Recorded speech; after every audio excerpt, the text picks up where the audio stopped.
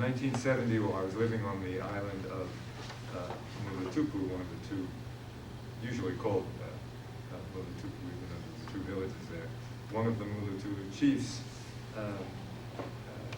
Mastale, that came to my house and asked me if I would accompany him to the nearby island of Tupuala, an island so close to Mulatupu that you could sort of see it as you walked around the one island. So it's very, very close and always present. There it is, over there. Where he would attend an evening gathering, political meeting, and perform a traditional chant, and then come back again since it was so close. I jumped at the opportunity.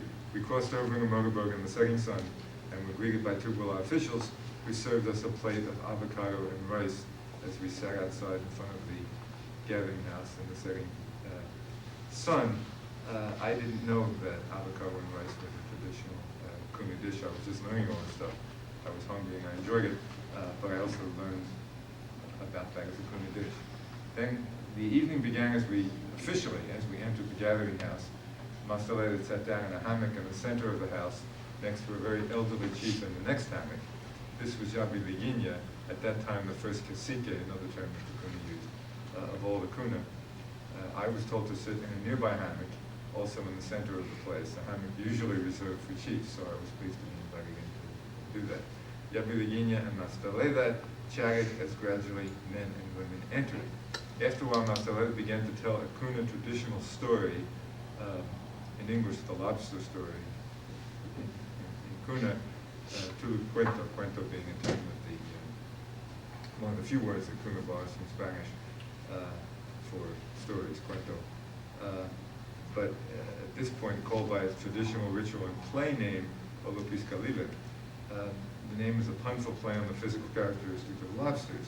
The audience loved the telling, and so did I, enjoying it as a telling, even though I wasn't recording it. And I surely was sorry that I didn't have my tape recorder, and for many reasons I didn't. The quickness of the invitation, the fact that I wasn't really known on that island, I was new, the fact that there were a lot of waves on that sea, and I wasn't really ready to wrap up, didn't have time to wrap up my naga in plastic and take it. All the reasons we know that we sometimes don't record things. Even though I had been easily granted permission to do all kinds of recording already, the Kuna were really into that then, and for the most part still are, having people like me tape recorded performances, and I probably would have been able to, though for various reasons it might have been complicated on my first visit to that island.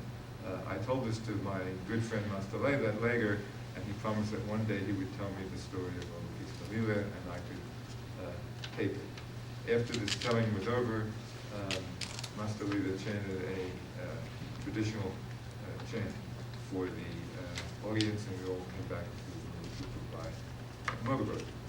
It turns out that Mastale never did tell me the story of Olupis Kalile. The occasion never presented itself.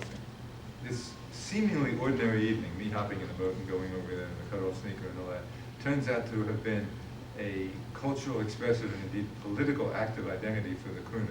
It was an expression and affirmation through Kuna language, and especially through the various forms of discourse involved, of who the Kuna are, what they're about, their friendship, their humor, their invitation to other Kuna, to people like myself, to become involved.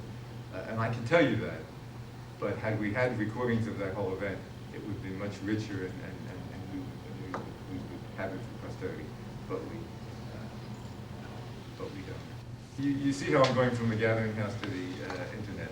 My current work, in addition to continuing to work on stuff I recorded years ago, is to work with a group of intellectual Kuna, I say intellectual, in the modern sense of intellectual, young men and women who've been to school, currently at the university or finished university degrees in anthropology and history and sociology, and decided partly on their own and then partly through discussions with me about how to go about this, and through a series of grants, going out and recording stories, myths, chants, and so forth.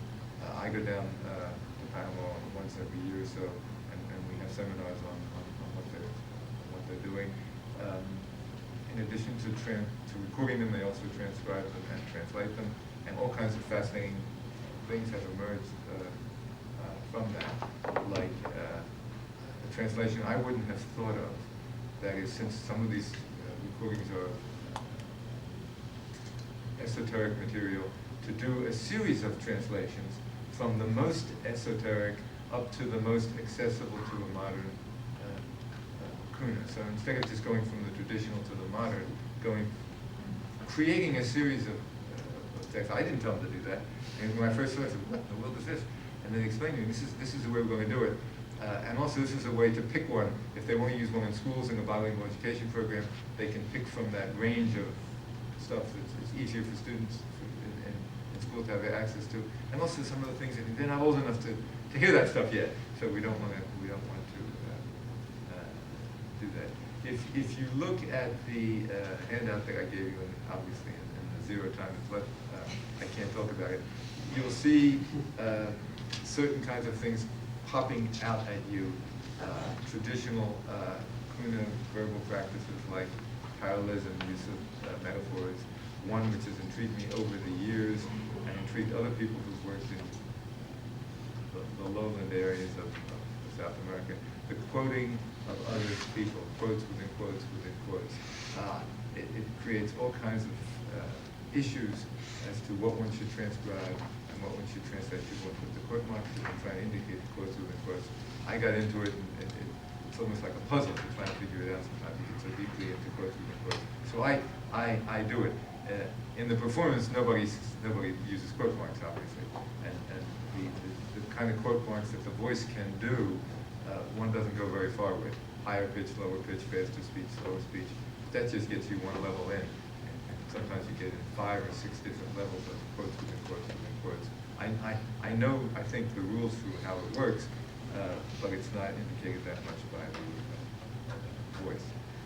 There are new forms of discourse that are emerging in Panama City, where half the kuna now live.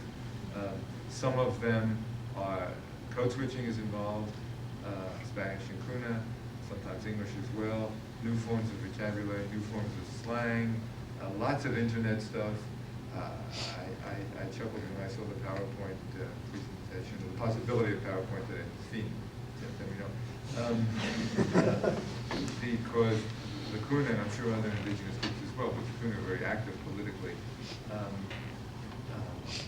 send out to the world electronically PowerPoint presentations. Political, but like everything else, political and of relevance linguistically, culturally, socially. Okay, I see faces saying, where's it going to stop? So I will stop. Gracias.